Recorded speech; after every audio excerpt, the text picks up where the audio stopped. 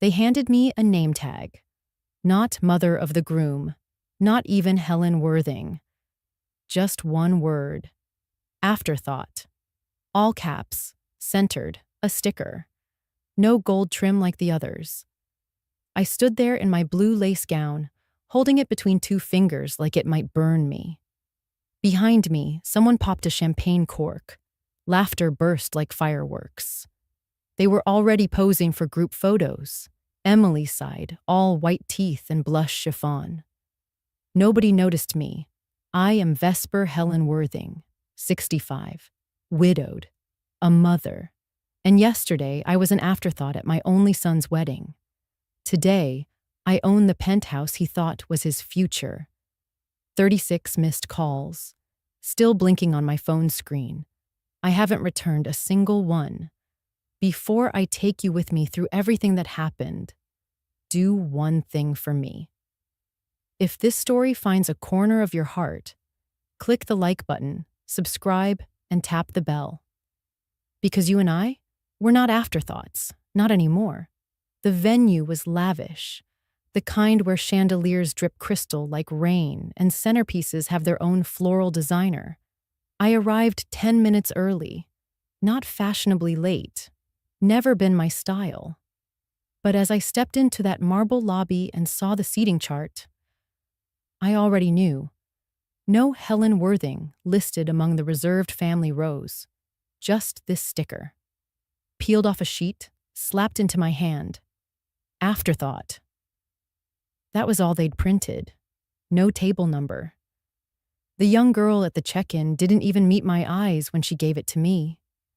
She just smiled and said, "Enjoy the evening," like I was a donor, not the mother of the groom.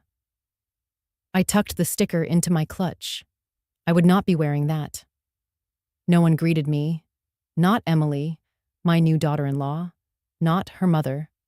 Certainly not my son, Christopher. He was across the ballroom, laughing, pouring drinks, adjusting a boutonniere that I didn't pin. There was a gift table, stacked like a pyramid. Gold-ribboned boxes, envelopes with checks fat enough to make the legs wobble. I walked over and placed my gift down gently. A white box. Inside, a silver ribbon, and beneath it, the deed to a $25 million penthouse overlooking the city skyline.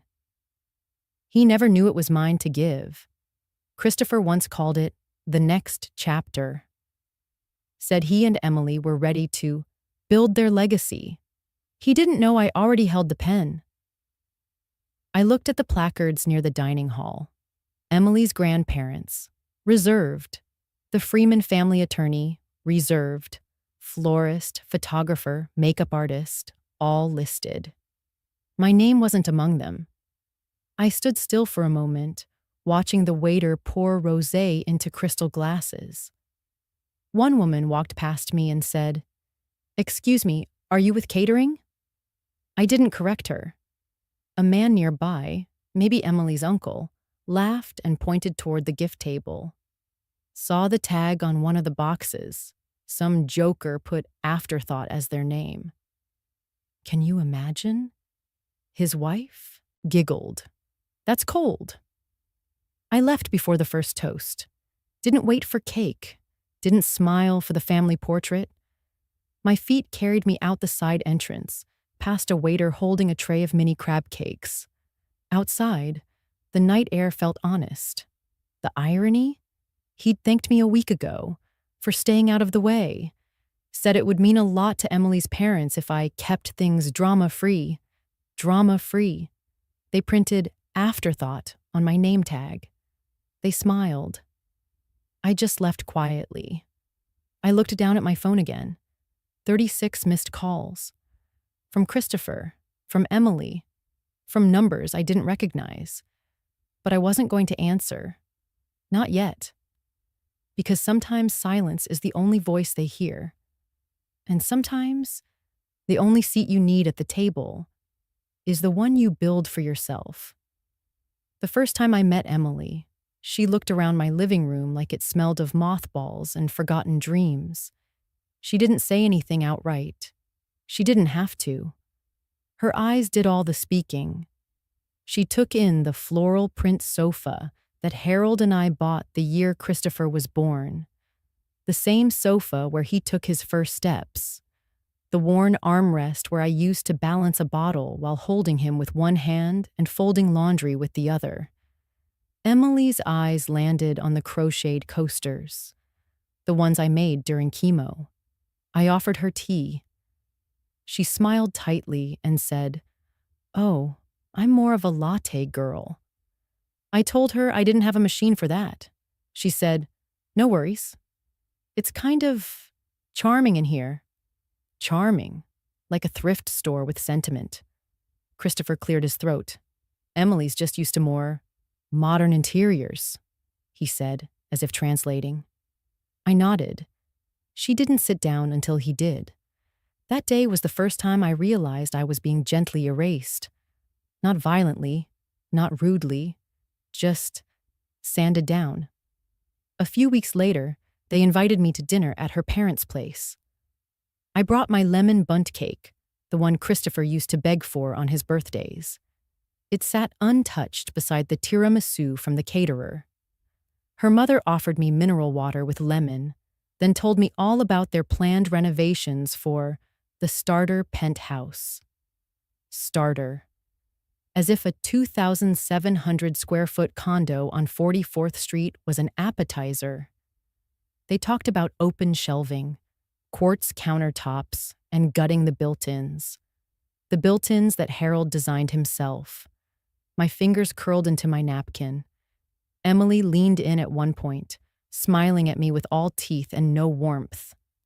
"I'm sure you understand, Helen. It's just, we want to make it feel like us, you know?" U.S. Christopher never once looked up from his phone. He didn't even glance at me when I said, "Of course. It's just a space A lie." But I've learned to survive on lies you tell with grace. I think the moment it all crystallized was one Sunday morning, when I brought over a box of old photographs. I thought they might want to include some in the wedding. Maybe a display, a photo of baby Christopher in the bathtub, him in Harold's arms at the beach, one of the three of us in matching Christmas pajamas. Emily flipped through them, humming. Then she paused, held one up, and said, "This isn't the aesthetic we're going for, but maybe a few for the memory table at the back? The back, where people might stop while getting coffee. Or not at all." She handed the box back to me and said, "We're trying to keep the vibe light." I said nothing. I packed the photos back into their sleeves.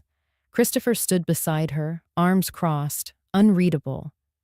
I waited for him to say something. Instead, he walked me to the elevator and said quietly, "Mom, can you just try to be pleasant?" Pleasant. As if I'd made a scene.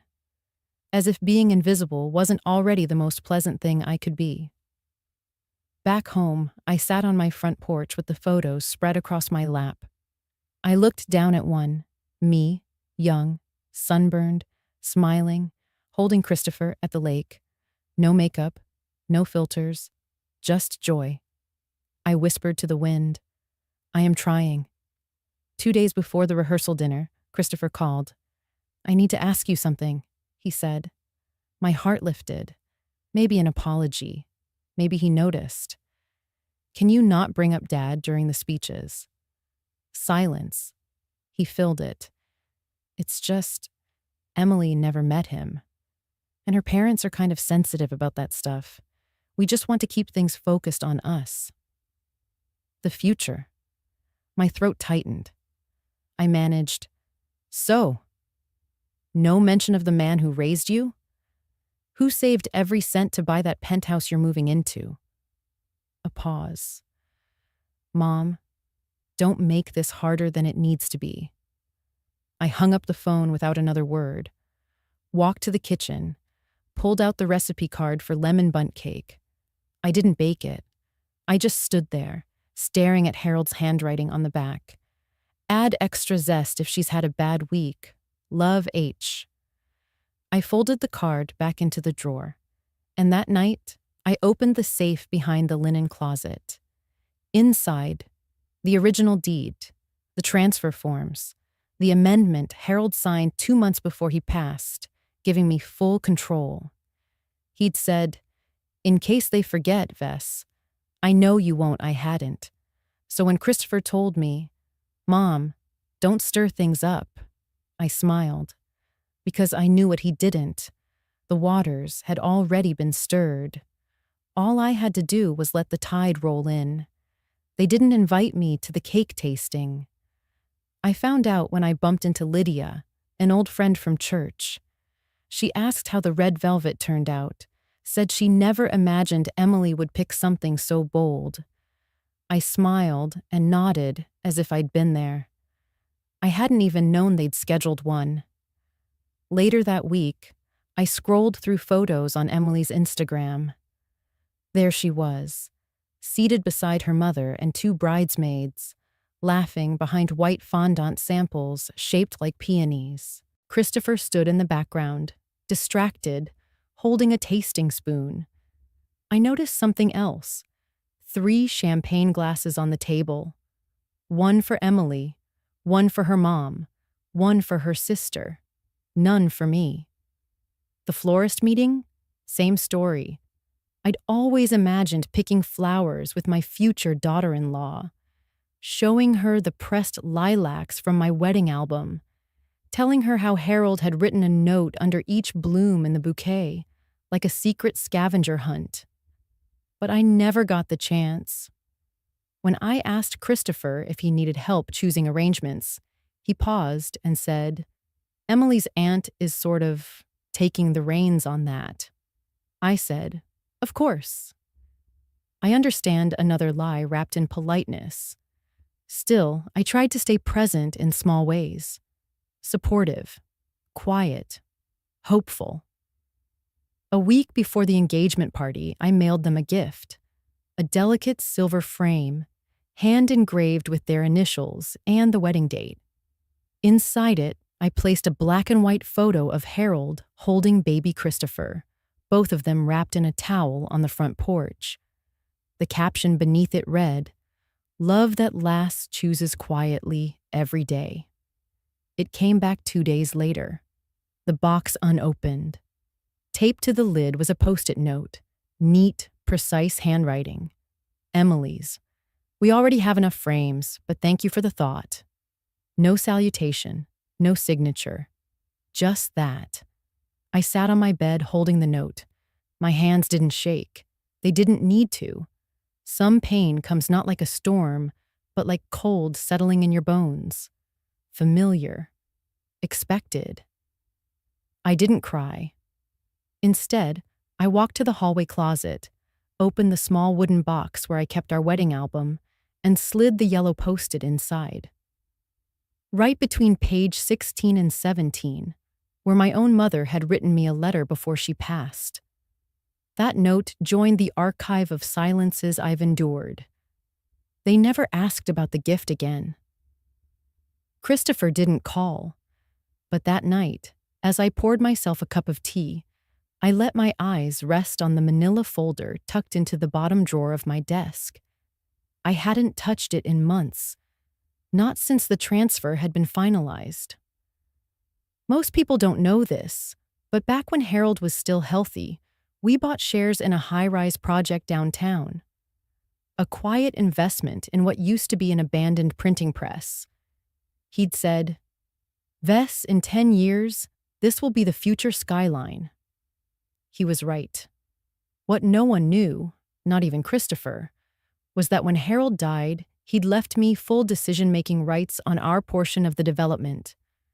And when the last penthouse was released, Unit 4403, 3,200 square feet of glass, marble, and sky, I'd claimed it under our investment trust.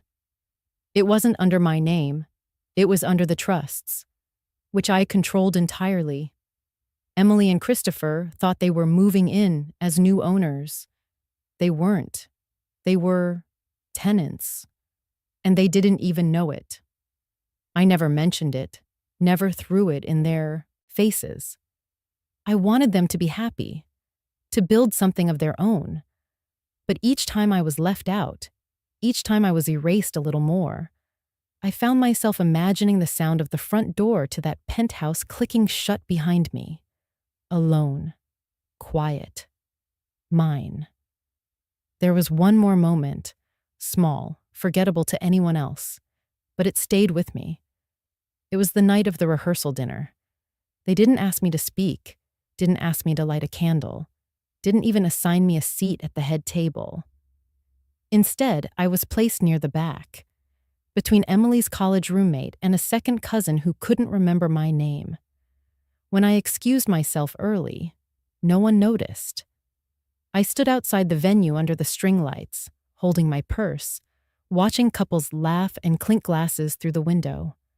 I pressed the car key in my coat pocket. My hand brushed against something. The Post-it. Still in there. I unfolded it. Read it again. We already have enough, but thank you. I smiled, because that night, for the first time, I believed it. They did have enough of noise, of flash, of appearances, but what they didn't have was foresight or gratitude, or the deed to Unit 4403. The ballroom shimmered.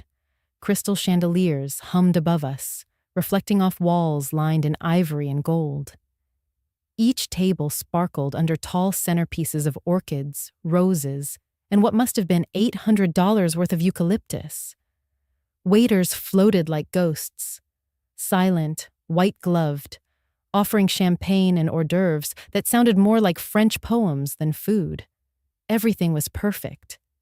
Everything except me. I had no place card. I wandered for a few minutes, feigning distraction, pretending to check my phone, smile politely at strangers. Finally, I asked one of the ushers, a young man barely old enough to rent a car, where I was seated.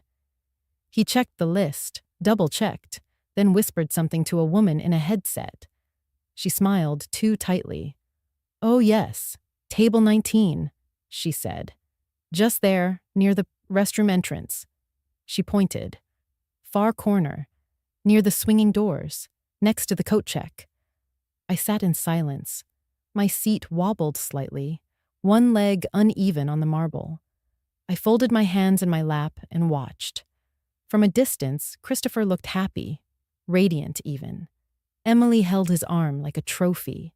Her dress sparkled with hand-stitched beads, her smile wider than I'd ever seen. They stood under the arch of peonies, receiving congratulations from Emily's aunts, her father's colleagues, her Pilates instructor. No one came to my table. No waiter offered me a refill. No photographer pointed a lens in my direction. Not even a nod from Christopher. At one point, Emily's grandmother glanced my way. She squinted, turned to the woman beside her, and asked, loudly, "Who is that?" I held the corner of my napkin between my fingers, folded it once, then again, tiny, neat squares, like folding away my pride. The music shifted, the first dance. The lights dimmed, and all eyes turned to the couple as they stepped onto the floor. I stood up slightly, just enough to see past the orchid arrangements that towered over my table. Christopher held Emily close, whispering something that made her throw her head back and laugh. And in that moment, with the music swelling, the crowd swaying, and joy blooming like confetti, he never once looked for me. A young server passed by with a tray of crystal flutes. He hesitated at my table, then leaned in. "Ma'am?"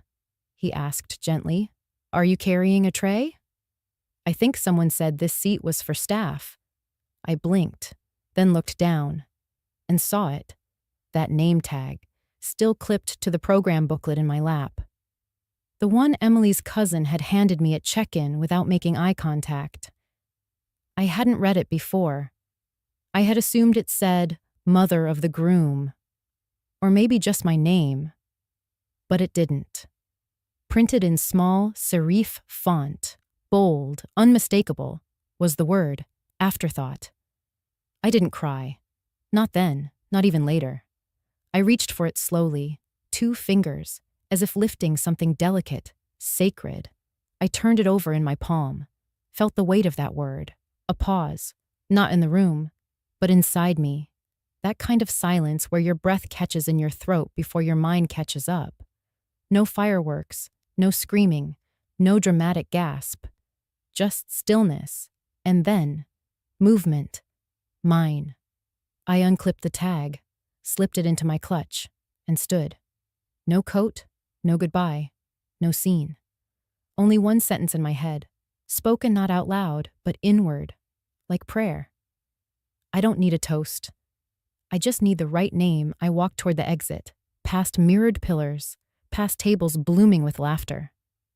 No one noticed. No one stopped me. Until one voice, a child's, familiar, soft, Grandma? Lily, my granddaughter.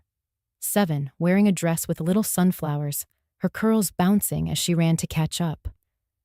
Are you leaving? She asked. I knelt to meet her eyes. I'll see you soon, my darling, I whispered, tucking a strand of hair behind her ear. And then, because I wanted her to remember, I placed a kiss on her forehead and said, always know where your seat is.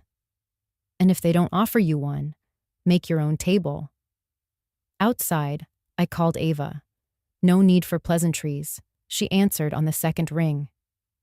It's time, I said. She didn't ask why. She already knew. By the time I reached the sidewalk, the bank notification had arrived. I turned off my phone, slipped it into my clutch beside the Afterthought tag. Then I walked, one heel after the other, into the night. Not alone, but with dignity trailing behind me like a veil. I didn't take the main exit. Instead, I slipped quietly into the hallway near the kitchen, then past the service doors, until I found the back stairs that led to the wine cellar. The staff at the Langston estate had always been discreet. They nodded at me, like I still belonged there, because technically, I did. The air grew cooler as I descended. Marble gave way to limestone, and by the time I reached the cellar, my hands had stopped shaking. I pulled out my phone. 1 missed call. 36 texts unread. None of them from Christopher. I scrolled to Ava Whitmore. Tapped. She picked up before the second ring. Mrs. Worthing. I took a breath. Ava, I said. It's time. She didn't ask why, just silence on her end, and then the sound of keys clicking. Professional. Precise. That's what I paid her for. Full execution? She asked. Yes, I said without hesitation. Pull the trigger. Now let me explain. The penthouse was never truly theirs. It was a promise made by Emily's family, one of many flashy gestures during their engagement. We're gifting them the top floor at the Langston, her father had said to me once at a dinner I hadn't wanted to attend. View of the whole skyline. Our wedding gift, as if they owned it. What he didn't know, or perhaps forgot, was that I held majority shares in the Langston Development Group. The entire tower bore the Langston name. Yes, but it was my late husband's land, my strategic investments, and my quiet decisions that allowed it to rise. When Richard died, the board assumed I'd step down. I didn't. Instead, I bought out 2 minor partners. Not loudly, not quickly, just persistently. By the end of that fiscal year, I controlled 62% of Langston's residential assets, including Unit 4403. The penthouse, the one with 3 terraces, Italian marble, and Emily's Pinterest mood boards all over the design plans. They never asked me, not for approval, not for insight, not even for access. They simply assumed I'd fade, Assumed I'd sign. Assumed, like so many others, that silence meant absence. It didn't. It meant I was watching, documenting, waiting. I could hear the faint thump of bass from the wedding floor above me. Laughter. A toast, maybe. Ava returned to the line. All authorization docs confirmed. Would you like to electronically sign or? I already did, I said. Tuesday, remember? A pause. Of course, she said. I just pressed send. The transfer will reflect within the hour. Send a copy to the escrow officer. And blind copy their wedding planner. Yes, ma'am. I sat down on the edge of a wooden crate labeled Petrus, 1982. I wasn't angry, not anymore. I was just done. Done trying to win smiles that never came. Done offering explanations that fell on curated ears. Done playing the quiet ghost in their perfect little tableau. I reached into my clutch, pulled out the name tag, read it again. Afterthought. Not mother of the groom, not Vesper Helen Worthing, not even Helen, just an insult hidden in calligraphy. I held the tag in one hand, my phone in the other. Then I whispered, more to myself than to Ava, if you label me incorrectly, I'll just fix the paperwork. And I meant it. They could pretend I wasn't at the tasting, at the venue walkthrough, at the flower trials, but they couldn't pretend I didn't exist on the deed. Because now, I was the deed. As I stood to leave the cellar, I took one last look around. Richard had proposed to me just upstairs in that same wine room, 40 years ago, after a winter gala. He hadn't had a ring yet, just a folded napkin with our initials scribbled in red lipstick. Promise me, he'd said, you'll always know your worth, even when others don't. I nodded to the memory, to him, to the version of me he believed in, even when I didn't. Back upstairs, no one noticed me slip through the lobby. The valet barely looked up, but when I gave him my claim ticket, he smiled. Leaving so soon, ma'am? I just smiled back and said, better to leave as myself than stay as someone else's mistake. I woke up to the soft morning light pouring in through the bay window. For a moment, everything was quiet. No clinking champagne glasses, no whispered judgments behind manicured smiles. Just birdsong and the blinking red light on my phone. I didn't rush to check it. I walked to the kitchen first, boiled water, and steeped a single bag of Earl Grey in my favorite chipped porcelain mug, the one with the tiny crack shaped like a crescent moon. Only after I took my first sip did I pick up the phone. 36 missed calls. 5 from Christopher. 4 from a number I didn't recognize, probably Emily's mother. The rest were scattered. The wedding planner, the family liaison, even one from someone saved in my contacts as do not answer. No voicemails, no texts explaining, just ringing into silence. I took another sip of tea, then placed the phone face down. It wasn't the calls that stirred me. It was what Ava had said just minutes before. Congratulations, she said calmly on the phone. It's official. You're now the sole registered owner of Unit 4403, Langston Tower. The deed is updated and filed. She paused. You also asked me to blind copy the wedding planner? I did, I said, and the bride's family attorney. I could hear the faint click of her keyboard. Both copies delivered. Time-stamped. No one can claim they didn't know thank you. Then she said something I didn't expect. Do you want silence or do you want closure? I didn't answer right away. She wasn't talking about paperwork.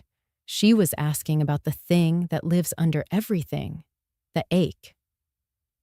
But I'd learned something in the last 24 hours. Closure is overrated when you have peace. And silence. Well, sometimes silence is the closure. There was an envelope waiting on my hallway console, hand-delivered. Inside, one single brass key, the kind that unlocks a private elevator, the kind that isn't given lightly, and a note printed on Langston letterhead. For your records, Mrs. Worthing, the penthouse belongs solely to you. All prior decorating appointments have been canceled at your request. Kindly let us know when you'd like the space prepared. I held the key between my fingers, feeling its weight. It was warm, not because of the metal, but because I remembered how they used to hand me the spare key. Just in case, they'd say. Not the main one. Not the one they gave to the decorator or the concierge, just the extra. The afterthought. Now I had the only copy. I set it down on the dining table, next to a linen napkin embroidered with my initials. No post-its this time, no calligraphy lies, no polite erasures of who I was. Just my name, on my deed, next to my key. My phone buzzed again. Call number 37. Emily. I let it ring, then ring again, and die. There's something I wish people understood. Silence is not absence. Silence is choice. Silence is strength dressed in satin. I could have screamed at them in the cellar. I could have slapped someone at the reception. I could have sent angry texts in all caps and broken a champagne glass on the dance floor. But I didn't, because they wrote Afterthought on my name tag, and I wrote my name on the penthouse deed. People will tell you family is everything, but what they often mean is, tolerate everything, or else you're the problem. I used to believe them, not anymore. I walked out to the small balcony attached to my garden apartment. The morning air was crisp. The city was beginning to hum.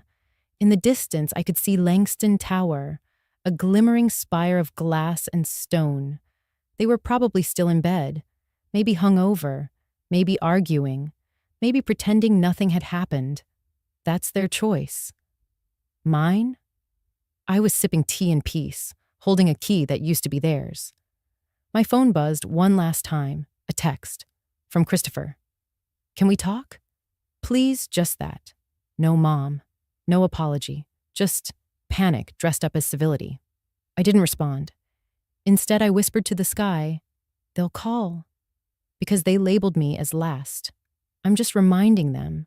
I've always been ahead, and with that, I pocketed the key, finished my tea, and began packing. I wasn't planning on returning to the venue, not after what happened, not after the thud of silence that followed me out of the ballroom like a closing door. But I'd forgotten my wrap, a silk one, ivory-colored, with hand-stitched vines. My late husband had given it to me the year Christopher graduated high school. So I went back. Quietly. Mid-morning, while the staff was still packing up floral arches and folding chairs, like they'd never witnessed any cruelty. The lobby smelled like roses and spilled champagne. That's when I saw her, Carol. I hadn't seen her in years. We were friends once, back when our sons played baseball together and we used to bake scones for PTA meetings. Time had been generous to her spirit, if not her hair. It was fully gray now, pulled into a tight bun. She stood behind the reception desk in a charcoal blazer, scrolling through a clipboard. She looked up and froze. Helen? I smiled. Carol. She came around the desk and wrapped me in a hug before I could prepare for it. You haven't changed a bit, she whispered. I laughed lightly. Then I must have aged early. We sat on a bench near the coat check. She didn't ask why I left early. She didn't mention the placement card or the table by the bathroom.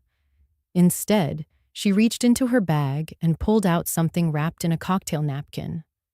I wasn't sure if I should keep this, she said. But when I saw it in the trash bin, she handed it to me. It was an envelope, cream cardstock, embossed in gold, and slashed across the front, in blue ballpoint ink, was my name, Mrs. Helen Worthing. But it had been crossed out. Twice. The ink dug deep into the paper, like someone wanted to erase me with force, like I'd been invited, then uninvited with intention. Carol looked away. They told the printers they only needed 48 invitations, she said gently, but I remembered this one.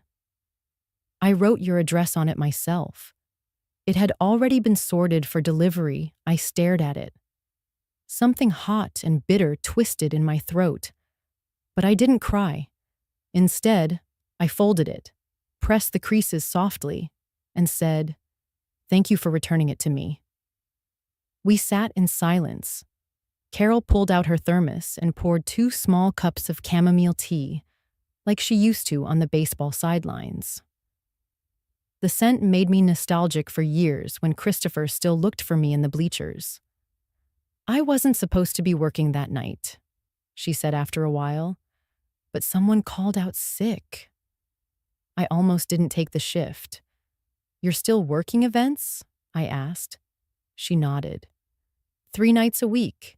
Keeps me moving, and to be honest, I like watching people forget they're being watched. That made me smile.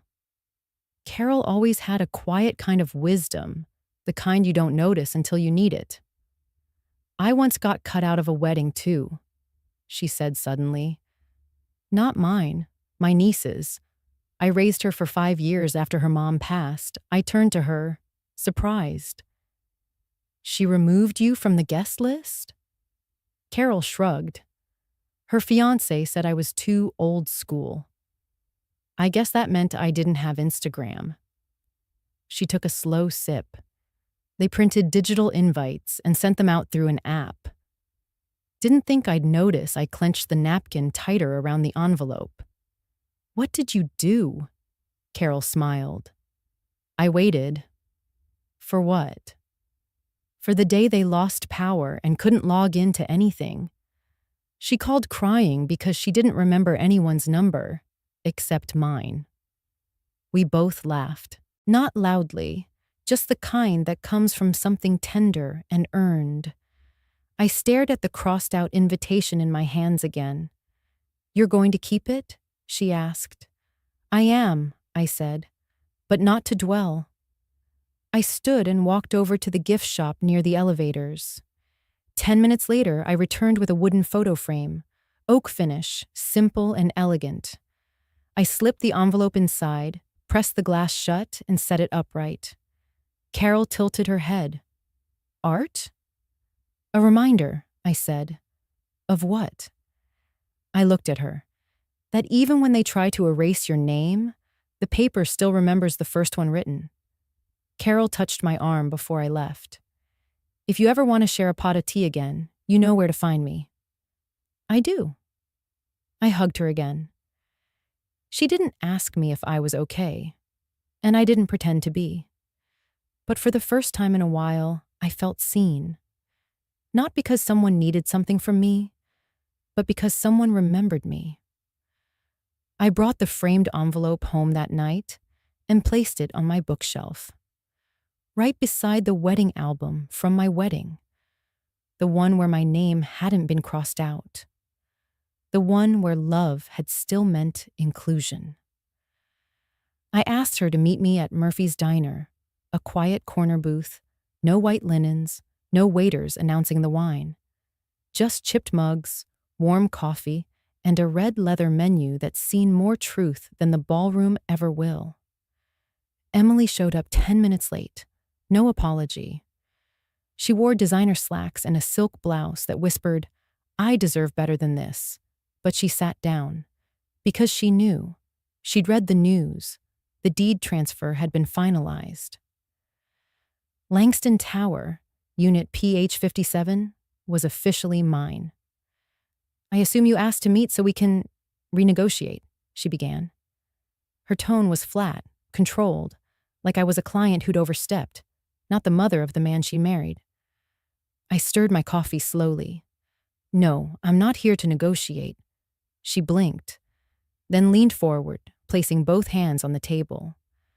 I get that you're upset about the wedding. But this isn't personal. This is real estate, investment, family planning. I looked at her for a long time, then quietly slid a folder across the table. She opened it. Her fingers trembled slightly, just slightly, as she scanned the document inside. It was a lease, not a gift, not a sale, not even a permanent arrangement, just a 12-month lease agreement with a line item that made her lips press into a thin line. Conditional occupancy clause.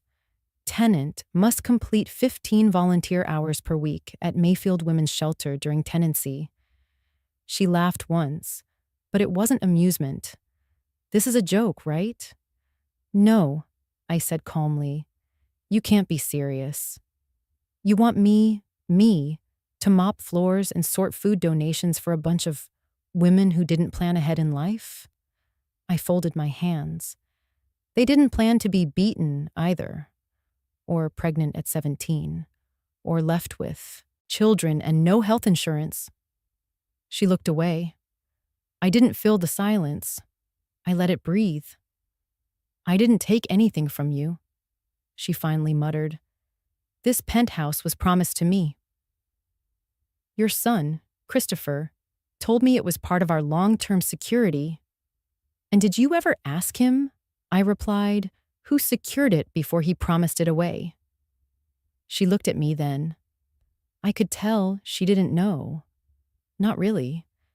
She thought the Langston project was Christopher's.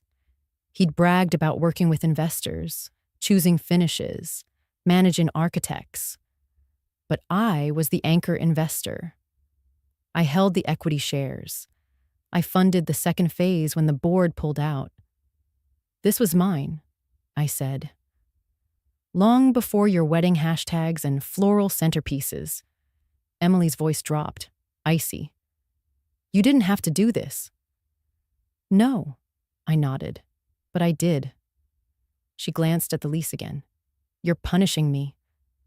I'm inviting you, I said, to understand the people whose backs hold up the penthouse floor you want to live on. She laughed again, tighter this time. Do you think I'm going to parade around in an apron for Instagram? That I'll cry with broken women to earn a room in your precious tower?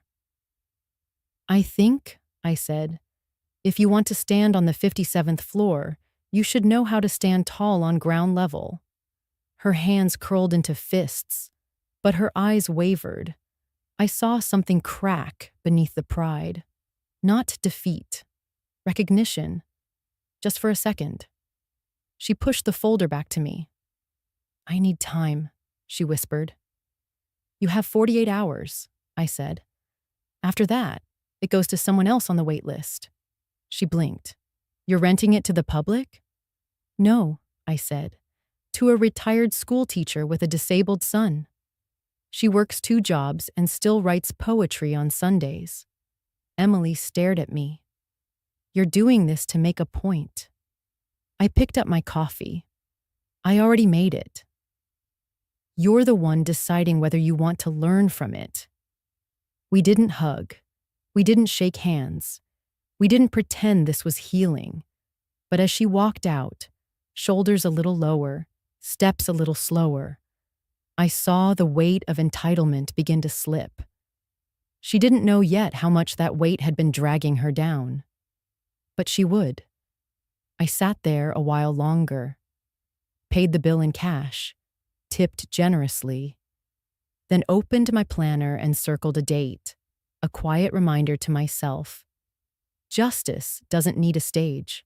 Sometimes it's just a signature, a line drawn gently but firmly in ink. I didn't expect her to say yes, but 41 hours after that diner meeting, Ava forwarded me the signed lease, typed signature, timestamp, Emily Whitmore, tenant. Ava had also attached a brief note, penthouse keys delivered. Move-in confirmed. Shelter start date. This Friday, 9 a.m. I closed the email, took a deep breath, and for the first time in months, I exhaled with hope. Friday came. I didn't call her, didn't check if she showed up. I let the world do what it always does when entitlement meets consequence. It teaches. Rough at first, then fair. The first update didn't come from Emily. It came from Carol. Yes, Carol, the wedding receptionist, my old friend. She volunteered at Mayfield Shelter every Thursday. She texted me one photo. Emily, standing beside a crate of canned goods, looking utterly lost in a staff apron 2 sizes too big. Carol's caption was dry. She asked if the kitchen had oat milk. I didn't laugh. Well, maybe just a little. But mostly, I felt something else. Reluctant admiration. She showed up. She could have walked away. Could have stayed in a hotel and blamed me for the rest of her life. But she didn't. Carol later told me, Emily didn't speak to anyone on the first day. She hovered by the door, avoided eye contact. She wore sunglasses indoors, as if shame could be shaded like sunlight. She dropped a box of instant oatmeal, trying to lift it onto a shelf, flinched when a toddler clung to her leg, wrinkled her nose when someone asked if she could wipe down the toilet stalls. By noon, she was pale and silent. By 2 p.m., she had asked, twice, if she was allowed to leave early. But then came Arlene. Arlene was the kind of woman no one saw at the wedding. Her cardigan had holes. Her knuckles were cracked from years of dish soap and bus stops. She had 3 missing teeth and 1 photo in her wallet. A boy in a Little League uniform with Dante, 2009, scribbled in blue pen. She lost him in a custody battle, then lost herself somewhere after that. Now, she folded donated clothes and handed out toothpaste with more dignity than half the ballroom guests had ever shown me. Emily was folding socks when Arlene approached. Carol said she looked ready to recoil, but Arlene didn't judge. She just spoke. "You're new," she said. Emily nodded. "You'll probably leave," Arlene added. That made Emily look up. Arlene shrugged. "Most do. They wear clean shoes and carry pity in their pockets.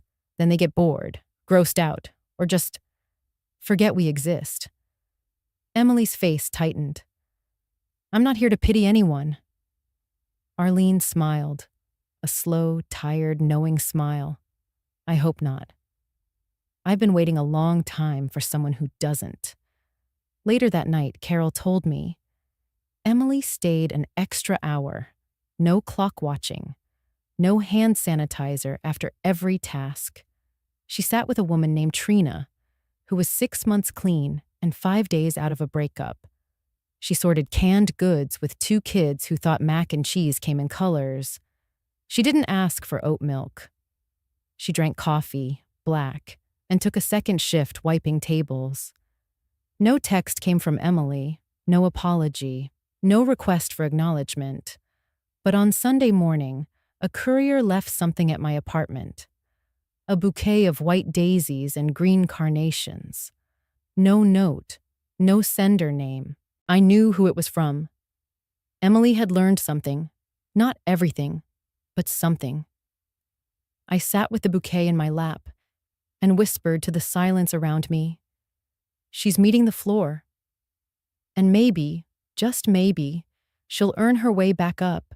I didn't believe in punishment. Not really. What I believed in was perspective. And the only place you learn that is where the mirrors are cracked and the floor smells of bleach. Emily was starting to see. Not me. Not Christopher. But people she'd spent a lifetime stepping over. And if she kept showing up, they just might teach her how to stand without stepping on anyone ever again. It was the kind of knock that didn't belong in a penthouse hallway. Too hesitant, too soft, like the sound of someone trying not to be heard, but needing to be let in. I opened the door, and there he was, Leonard Whitmore, Emily's father, my son's new father-in-law. His suit looked slept in, not from poverty, but from pride worn too thin. His tie was askew, but his hair was perfect. Men like Leonard always made sure the part looked fine, even when everything underneath had unraveled. "Mrs. Whitmore," he began. I stepped aside and let him in. The view from the 57th floor didn't move him. His eyes went straight to the floor-to-ceiling windows, and then down. He didn't speak at first. He just stood there, arms folded behind his back, as if practicing a pitch he delivered 100 times and still didn't believe. Finally, he exhaled. "I suppose congratulations are in order." I didn't respond. He turned around and gave me a half smile. "Emily told me, you're the owner now." I offered him coffee. He declined. I offered him silence. He took it for a moment. Then, "You know, Helen, there was a time I admired your husband." Harold was formidable. I nodded. "Back when I tried to start Whitmore Capital, I went to him," he said. He listened. Politely, then said he'd rather invest in cement, I remembered. "He was right," Leonard added with a short laugh. "Whitmore Capital didn't last the year." He walked to the window. "I never told Emily that. To her, I've always been the man with answers, with control, the architect of her upbringing." He turned to me. "But you're rewriting that story. And I fear she's not ready for it." I studied him, not with disdain, not even judgment, just memory. "I don't hold grudges, Leonard," I said, "but I remember every no." His jaw clenched, then relaxed. "I'm not here to ask you to undo what's been done," he said. "I came to ask for a bridge, a path forward, for Emily, for our families." "Is that why you're here?" I asked. "Because she's uncomfortable? Or because she's changing?" He hesitated. "She's trying," he finally said. I walked over to my desk, opened a drawer, took out the same note she had once returned to me with a post-it that read, "We already have everything we need." "But thank you," I laid it on the counter between us. "Need is a funny thing," I said. "You don't feel it until what you have turns out to be borrowed." Leonard picked up the note. He stared at it longer than I expected. Then he looked up at me. "No money then?"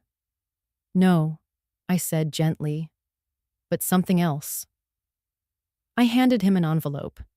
Inside, a copy of the lease agreement Emily had signed, with the clause highlighted.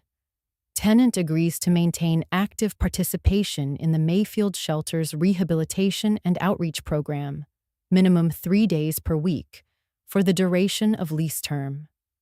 Leonard read it. Twice. "You're making her work for the roof over her head." "I'm giving her a chance to earn the ground under her feet," I replied. He put the paper down.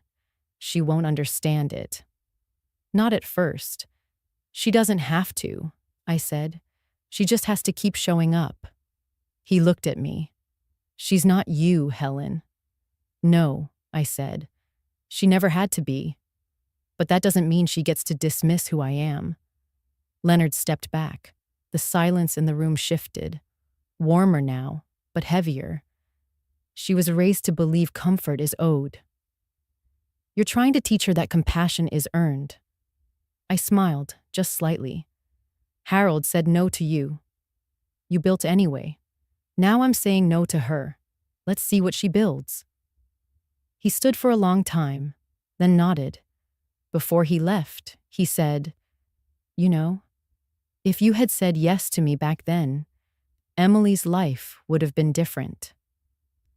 I looked at him with nothing but clarity.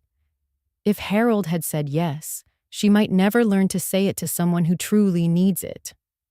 As the door closed behind him, I didn't feel triumphant. I felt resolved. Sometimes justice doesn't roar, it whispers. it waits. And sometimes, it knocks on your door wearing a rumpled suit, asking for mercy it once withheld. The knock on my door came earlier than expected. It wasn't the sound of apology or remorse. It was the sound of someone who still believed they were right. I opened it. Christopher stood there in his usual coat, the one I bought him in his 3rd year of med school. His eyes looked tired, not from work, but from the weight of the story he had told himself. "Can I come in?" he asked, like a stranger. I nodded. He didn't sit. He stood in the middle of the room, pacing slightly, the way Harold used to before he'd ask for something unreasonable, but make it sound logical. "I heard from Emily's dad," Christopher began. His voice was level, but his jaw clenched. She's been cleaning floors at that shelter." "Is that what you wanted, Mom?" I didn't respond immediately. You know she's not cut out for that. "It's humiliating, is it?" I asked finally. "Or is it illuminating?" He scoffed. "Come on, you've made your point. You own the penthouse. You have the leverage. But dragging her through this, it's not like you." "No," I said quietly. "It's not like the version of me you've kept in a box labeled, 'Don't ruin the vibe.'" He blinked. "Mom, you came here to ask if I had to go this far," I said. "And I'll ask you something back. When you saw me sitting by the kitchen door, did you feel anything? Or did you look away?" His silence was deafening. I took a slow breath. "You were raised by a woman who stood in line for food stamps with you on her hip, who worked night shifts, skipped dinners, mended your father's debts. And somehow, along the way, you decided that woman could be sidelined at her own son's wedding." He didn't deny it. He didn't defend it. But his voice, when it returned, was sharper than I expected. "Do you even care what this is doing to us?" And there it was, the fear, not of justice, but of discomfort, not of my pain, but of the inconvenience of acknowledging it. "You're afraid of how this looks," I said, "but I'm afraid of what I've become. A mother who swallowed enough insults in silence to make her son forget she has a voice." I stood, matching his height. "You're worried I've gone too far." "I'm worried I didn't draw the line soon enough." He looked like he wanted to say something, anything, but I saw it. The flicker of doubt, the flash of understanding. He wasn't just defending Emily. He was defending the fragile system that kept him from facing the mirror. "You think I'm punishing her," I said softly. "But I'm not. I'm reminding her. Reminding both of you that love without respect isn't love. It's entitlement." He finally sat down. And then, for the first time, he didn't talk over me. He just listened. "I don't hate her," I said, "but I can't reward her cruelty with comfort." She wanted the view from the 57th floor, without seeing the woman who built the elevator shaft. Christopher dropped his gaze. "You raised me better than this," he said. I nodded. "That's why I'm doing this." "So you remember?" He stood again, slower this time. "I'll talk to her." "Don't," I replied. "Just watch her. And decide if that's the woman you want beside you when you're 70. He reached the door, paused, then turned back. "You're not mad at me, are you?" I smiled. Not out of joy, but from a place of resignation.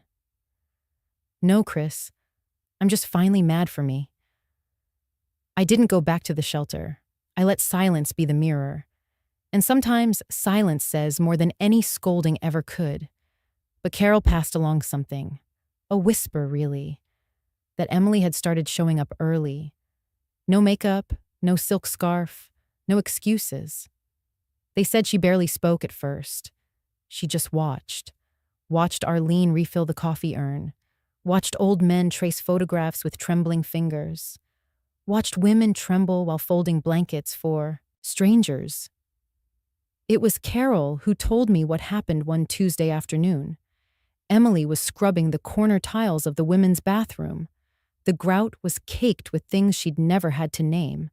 Her nails were cracked, her fingers raw, but she didn't stop. Arlene walked in. Arlene, who'd lost her son to a system that couldn't hold his sorrow. Arlene, who always remembered names, even when people forgot hers. "You missed a spot," Arlene said with a smile, pointing with her cane. Emily looked up, flushed with frustration. "I know. I'm trying. I didn't mean the tile, sweetheart," Arlene said gently. "I meant your heart." Emily sat back, exhausted. "It doesn't matter. No one sees me here anyway." "That's funny," Arlene replied, "because I've been seeing you all week." Silence fell between them. Then Emily, maybe out of pure fatigue, or maybe something deeper, whispered, "I used to think people like you ended up here because they made mistakes, but now I think I'm the one who made them." Arlene lowered herself onto a chair. Her knees cracked, but her voice didn't. "We all make mistakes. That's not the point. The point is who you become when no one's watching."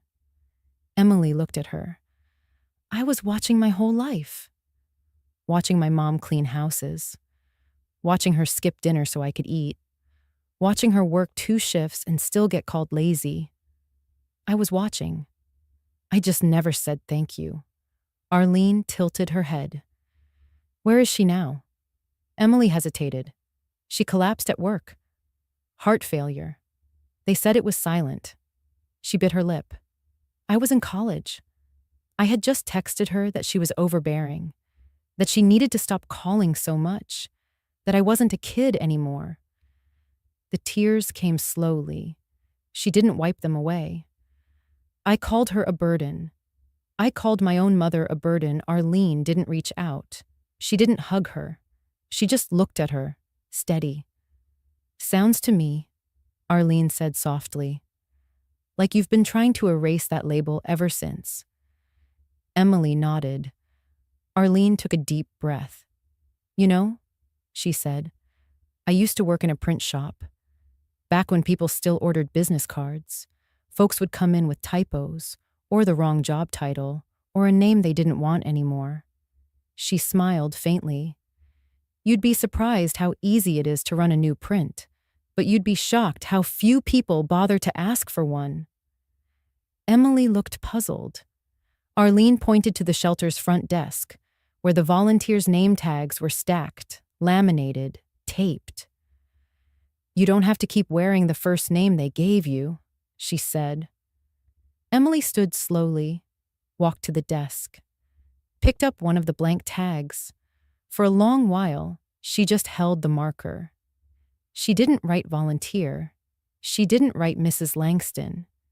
She didn't even write Emily. She wrote something in small, careful letters, something only she could read at first. Then she tucked the card into her pocket. Arlene smiled. "Looks like you found your new label." Carol told me all of this the next day. I didn't cry. I didn't cheer. But I did sit by the window longer than usual that morning, just letting the sun pour in like something sacred. Because somewhere across the city, a woman who had once erased my name from a wedding invitation had just written her own name back into something real. Not on a deed, not on a gift tag, but on her own soul. And she hadn't shown it to anyone yet, but I knew. One day she would. The envelope came in the mail that morning.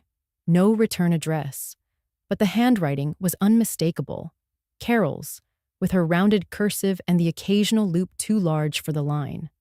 Inside were 2 things. The first, a black and white photograph.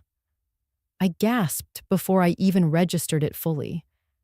It was from a spring gala in '85. Harold and I were standing under a wisteria arch, champagne in hand, both laughing at something out of frame. I hadn't seen that photo in decades. And yet, there we were. I looked so young. He looked like he still believed the world could be shaped into something soft. I traced his lapel with my thumb, the velvet trim, the slight smudge of lipstick I never noticed until now. The second item made my breath catch. It was a copy of Christopher and Emily's wedding invitation. Only my name had been crossed out. A thick line of black marker slashed through Vesper Helen Whitmore. Carol had found it in the hotel trash bin, apparently. She had taped it back together and made a photocopy. "In case you ever needed to remember who you are," she'd written in a sticky note, yellow and creased. I placed the photo and the invitation side by side.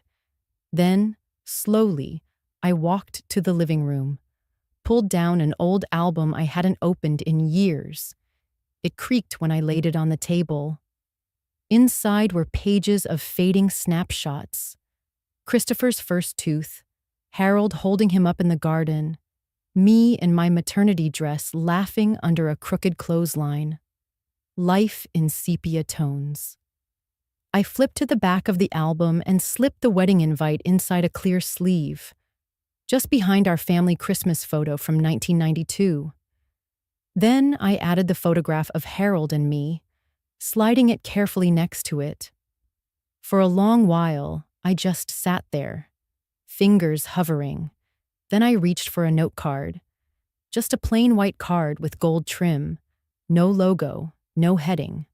And I wrote, "To the one who once called me a burden, I used to think I had to earn my space in every room. That being invited meant being grateful, no matter the terms. That quiet suffering was a kind of grace." I stayed silent through years of dismissals, of being talked over, of being too much, or not enough. I wore those labels like moth-eaten coats and still tried to smile in family photos. When you crossed my name off that invitation, you didn't just erase a guest. You tried to erase a history. But let me remind you, I was there when he had night terrors. I was there for every parent-teacher conference, every science fair, every scraped knee. I was there when no one else was. I gave more than I had. And still, I was labeled Afterthought. You see, the insult wasn't in the seating chart. It was in the intent. You didn't just forget me. You chose to. But I chose something else. I chose to walk out of that room with my head held high. I chose not to shout, not to beg, not to crumble. I chose dignity. I chose to correct the ledger, not with cruelty, but with clarity. Because if you're going to print a label for me, at least let the records show the truth. I was never the burden. I carried the burden. And I carried it well. Still, I don't hate you. Hurt, yes. Disappointed, certainly. But hate? Number. Hate is heavy. And I've carried enough. So I'll set that down now. And I'll keep this picture. I'll keep this album. I'll keep my name. And one day, if the silence breaks and you find your way back to memory, you might look for this letter. You might want to know what I felt. So here it is. I felt erased, but I stayed visible. I felt discarded, but I stayed whole. I felt forgotten, but I remembered myself. And I still chose dignity, even if it cost me everything else. Vesper Helen. I folded the letter, didn't sign it, didn't seal it. I tucked it into the back of the album, behind the pictures, behind the tears, behind the years. Some letters don't need to be sent to be true. They just need to be written. I wasn't expecting a knock that morning, the kind that isn't hurried or hesitant, just present, like a quiet offering. I'd just finished watering the jade plant near the balcony, watching the soil darken and breathe. The city was unusually still, the kind of stillness that doesn't ask for anything. The knock came again, 3 gentle taps. I opened the door. Emily stood there, not dressed up, not with perfectly styled hair or designer sunglasses like usual. No makeup, no script, just Emily, raw around the eyes, sleeves pushed to her elbows, fingernails bare. She didn't say a word. No apology. No preamble. No, I was wrong, or can we talk? Instead, she held something out, a name tag, like the one I'd received at the wedding. Only this one was different. It was handwritten, not printed, on thick paper with soft gold trim. The handwriting was unmistakably hers. It read, Helen Worthing, Mother. Just that. No qualifiers, no caveats, no labels like afterthought or guest. No sign she was trying to impress anyone. Just the truth. I stared at it for a moment, feeling the weight of it in the air between us. Then I reached out and took it from her hand. It was slightly warm, maybe from her palm, maybe from the walk-up. I didn't speak. Neither did she. But something shifted. Something unspoken passed through the air like a sigh that had been held for too many months. We stood in that stillness. And for once, silence wasn't a punishment. It wasn't a weapon. It was a language. She gave a slight nod. I returned it.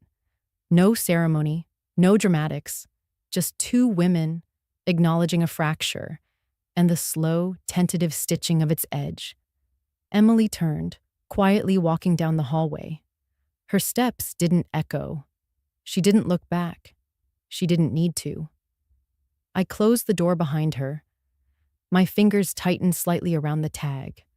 The handwriting curved just a little too far on the W in Worthing, as if she had hesitated, as if even writing it had required courage. I walked back toward the window. The sun was beginning to settle into that soft, golden place, where it makes everything look like it's been dipped in forgiveness. Outside, the city shimmered.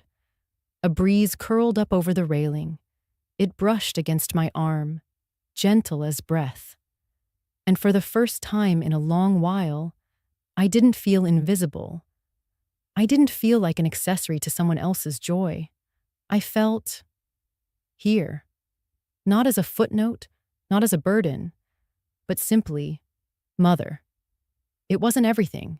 It didn't erase the ache or rewrite what had been said, but it was something. And sometimes something honest is enough to begin again. The balcony door was open. I stepped out barefoot, letting the wood warm my soles. Below me, the streets moved as usual. People late to meetings, buses heaving, dogs tugging leashes. Above me, the sky was a clear, impossible blue. No planes, no smog, just openness. I held the name tag in both hands. Let the breeze ripple through it. It didn't flutter away. It stayed. Like me. It had snowed the night before. The kind of snow that covers broken sidewalks and rusty fences with a quiet mercy, softening the edges, giving everything a second chance to look new again. I arrived at the shelter early, holding a box of scarves I'd knitted myself. I didn't tell anyone I was coming. Inside, the dining hall had been cleared. Folding tables lined the walls, each piled high with coats, gloves, boots, and every size. Some new, some gently used, all lovingly sorted. Children darted around, trying on puffy jackets that swallowed them whole. Laughter echoed off the concrete walls, and in the center of it all stood Emily. She wore a simple navy coat and a Santa hat that drooped slightly to one side. She was kneeling beside a little girl, maybe 6 years old, helping her zip up a bright red parka. "There," Emily said, tugging the zipper to the top and brushing hair from the girl's face. "Now you're ready for the North Pole." The girl beamed. "I'm Maria. Do you remember me?" Emily smiled. "Of course I do, Maria. You were here last week, green mittens, right?" Maria giggled and nodded. Emily stood up slowly, her knees stiff from the floor, and looked around the room. There was no spotlight, no camera crew, no grand applause. Just people. Warmed. Seen. I watched from the doorway, unseen. Loretta, the shelter's longtime manager, stepped up beside Emily and touched her elbow. "You've done something good today," she said. Emily let out a breath. "I just handed out jackets." Loretta shook her head. "No, honey. You showed up. You listened. You remembered names. That's what makes people feel human again." There was a pause. Loretta asked, gently, "You came here because of a condition in a contract. But why did you stay?" Emily looked across the room. Maria was spinning in her new coat, arms out wide, laughing without reserve. Emily's voice was quiet but clear. "Because she remembered my name." Loretta smiled and gave her shoulder a soft squeeze. That moment held still in time. It wasn't dramatic. It wasn't tearful. But it was healing. I stepped back into the hallway before they saw me. This was hers. This was not mine to interrupt or define. I sat in the hallway for a while, letting the muffled sounds of joy roll toward me through the cinder block walls. The kind of sounds that don't need words, just presence. Eventually, Emily stepped out, not surprised to see me waiting there. She didn't look startled or guilty, just settled. She held a paper cup of cocoa. "Extra marshmallows," she said, handing it to me. I remembered. I took it with a soft smile. "You did." We walked outside together. Snow was falling again, light as ash, settling on our shoulders without a sound. She reached into her pocket and pulled out a folded list. "These are the kids who still don't have boots," she said. "Sizes and names." She didn't ask me for money. She asked me to help. And that mattered. We stood on the sidewalk for a long time. No long speech, no closure neatly tied. But the air between us was different now. She was learning, not by being punished, but by being present. And I was learning too. That healing doesn't come from being called mother on a name tag. It comes from watching someone change because they chose to, because they listened, because they stayed. I looked at Emily, her cheeks pink from the cold, her breath visible in the morning air. "You ready to go find some boots?" I asked. She nodded. And for the first time since all of this began, I believed her. I made roast chicken, not because it was a holiday, not because anyone was visiting, just because I had the time. And the quiet. The rosemary from my little garden patch was still fragrant, despite the chill in the air. I added it to the pan, drizzled olive oil, basted everything slowly. The kind of cooking you only do when no one's rushing you. The kind of meal that lets the house smell like warmth again. I just finished setting the table, 2 plates, 2 cloth napkins, water with lemon slices, when I heard a knock. I didn't expect anyone. Not really. I opened the door, and there he was. Christopher. No text, no warning, no Emily, just him. He held a bottle of apple cider. Thought this might go better with chicken than the usual wine. I didn't say anything. Just stepped aside and let him in. He looked around the house like it was the first time he'd really seen it. His eyes paused on the mantel, where an old photograph of Harold and me stood next to a new one of me holding Lily last Christmas. "You changed the curtains," he said. I nodded. I change things sometimes. We sat.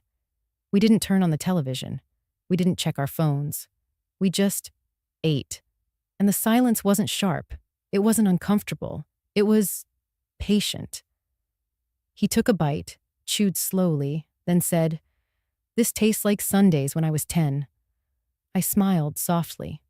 It is. He didn't say much for a while. Then, over the last spoonfuls of mashed potatoes, he set down his fork. His voice was quiet, careful. Do you hate me, Mom? I folded my napkin, looked at him, not through him. No, I said. He nodded, as if trying to believe it, because sometimes I think I deserve it. I reached for my water, took a sip, then answered. I don't hate you, Christopher. I never could, but I was angry, not just at you. At myself, he looked confused. At yourself? For being silent for so long, I said. For shrinking myself to fit into everyone's plans. For thinking if I just stayed quiet, if I smiled enough, everything would hold together. He dropped his eyes. I continued, my voice steady. I let people call me things.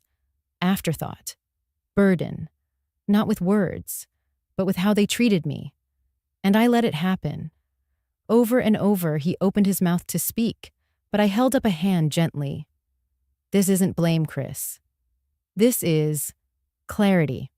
You were raised by a woman who thought self-sacrifice was love, who never taught you to question that he swallowed hard. I should have protected you.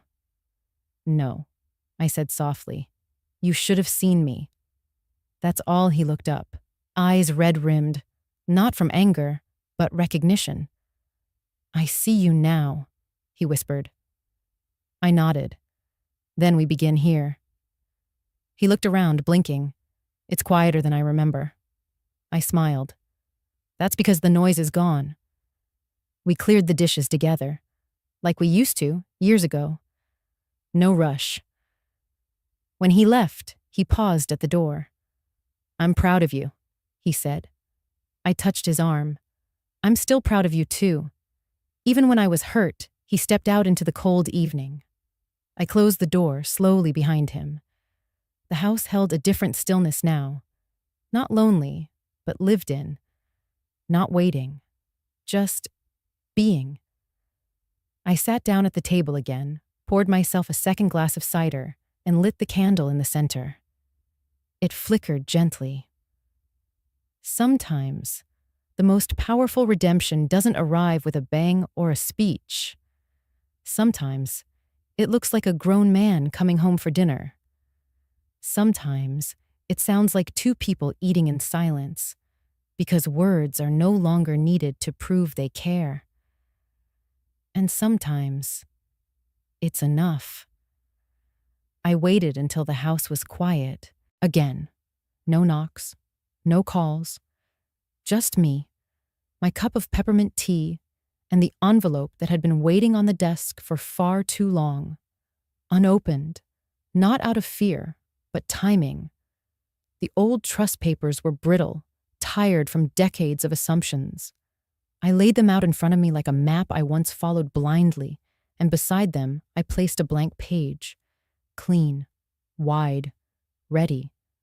I didn't call Ava, not yet. This part, I needed to draft by hand. The first name I wrote wasn't family. It was Safe Haven Shelter. I remembered the look in Emily's eyes that day, when she handed out the coats to children who never asked for pity, only warmth.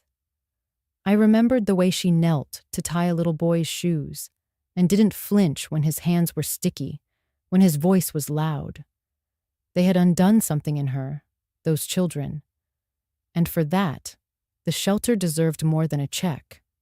It deserved a future. I wrote, 10% of the trust will go to Safe Haven Shelter annually, in perpetuity. Then I added a name beneath that clause, one that hadn't appeared in any version before. Arlene. No last name, just Arlene, the woman who sat in silence beside Emily during her first breakdown. The woman who had lost more than I could ever imagine, but still showed up, still stayed late, still remembered other people's birthdays. A personal bequest of $250,000 to Arlene, to be used at her full discretion, No conditions, no questions. I paused. Let the weight of that line sink in. Too many people go through life without anyone trusting them with anything. She had trusted Emily with her story. Now it was time someone trusted her back. Next came Christopher. This part was harder. I thought of how he'd shown up without warning, how he didn't make excuses, didn't demand forgiveness, how he'd simply sat, eaten, remembered who I was. I didn't want to reward performance. I wanted to affirm growth. So I wrote, Christopher Worthing shall inherit 20% of the estate, contingent upon his voluntary service of 200 hours at any registered community organization over the next 24 months. Proof of completion to be submitted via affidavit, not a punishment. A reminder. Love without contribution isn't legacy. It's expectation. Finally, I came to the penthouse. I looked out my own window. The view from here wasn't as high, not as dramatic, but it was mine. And for the first time, I saw clearly what that meant. Emily's name came last. I wrote, the Langston Penthouse, 57th floor, is to be gifted in full to Emily Worthing under the following conditions. I took a breath. That she continue her service at Safe Haven Shelter for a minimum of 2 days per week for no less than 3 years. That she submit annual reports detailing community projects she has initiated or supported. That if either condition is not met for more than 2 consecutive quarters, ownership reverts to the Helen Worthing Foundation. I leaned back. I wasn't writing this out of spite or control. I was writing it out of truth, because power means nothing if you hoard it. But stewardship, that's what builds something lasting. I signed at the bottom with a slow, deliberate hand. Helen Worthing.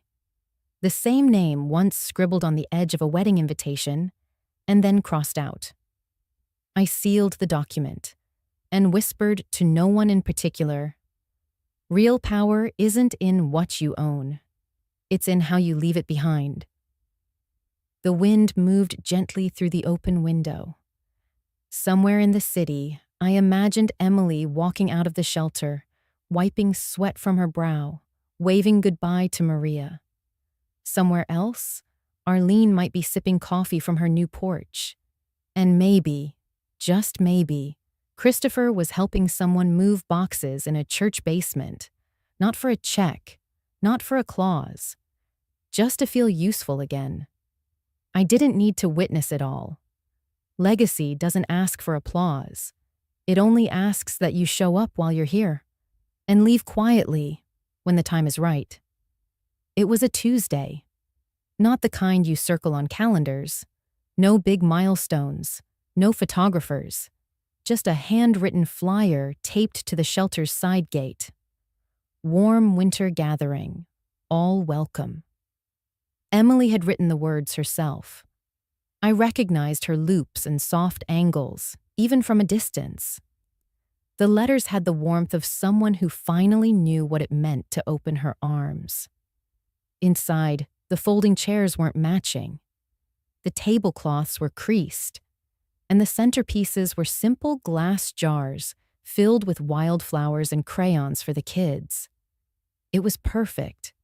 Everyone wore a name tag. Not the cheap ones from printers. These were crafted from thick cardstock, cut with pinking shears. Calligraphy in black ink. Full names, no abbreviations, no rolls missing. No one was just +1. No one was guessed. As I stepped through the door, Loretta waved me in. "There she is," she said, like I'd been expected. Emily crossed the room. Her sweater had paint on the cuff. Her hair wasn't styled, just pulled back with a pencil. And she looked more radiant than she did on her wedding day. She didn't make a speech. She didn't apologize with tears. She simply took my hand and whispered, "You sit at the head of the table, Mom." It wasn't a performance. It was a placement. I walked toward the seat she pointed to, covered in a soft yellow cushion, and I smiled as I lowered myself onto it. The light from the window brushed across the table, and for a second, the air felt golden. From my purse, I took out the old name tag, the one with sharp block letters. No curve, no warmth, just one word, afterthought. I laid it gently on the table in front of me. Not bitter, not wounded, just honest. Then, beside it, I placed the new one. Helen, Mother. The two cards sat side by side. It wasn't revenge, it was restoration. Across the room, Christopher laughed with Loretta over a crooked tray of cookies. Arlene adjusted Maria's scarf and helped her fold a paper swan. Ava dropped off a stack of donated gloves and gave me a wink. This wasn't the ending I'd planned. But maybe that's the miracle. Sometimes you have to be mistaken for the last to matter, to become the one they remember most. We stayed long after the food was gone. Emily poured cider into chipped mugs.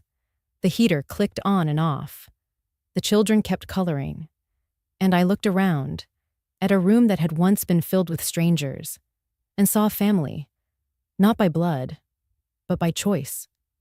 Before the lights dimmed, I stood to leave. Emily walked me to the door, her hand warm in mine. "Thank you," she said. Just 2 words. But this time, they weren't transactional. They were tender. I didn't say anything back. I didn't need to. She opened the door, and the cold air greeted us with a hush. A soft snow had begun to fall. Quiet flakes, slow and unbothered. I stepped outside, clutching both name tags in one hand, and just before the screen door shut behind me, I heard Loretta's voice say to the room, she was never just a guest. Before we say goodbye, we'd love to know. Where are you watching from? Is it a quiet morning with a warm cup of coffee? Or a late night where stories like this keep you company? Let us know in the comments. We read everyone with gratitude. And if this story touched your heart, please consider subscribing to the channel, not just to hear more stories like this, but to be part of a community that still believes in kindness, healing, and second chances. Thank you for spending your time with us today. Wherever you are, we hope you carry this story with you. And remember, sometimes the miracle doesn't knock on your door. It waits quietly until you're ready to open your heart. Take care, and we'll see you in the next story.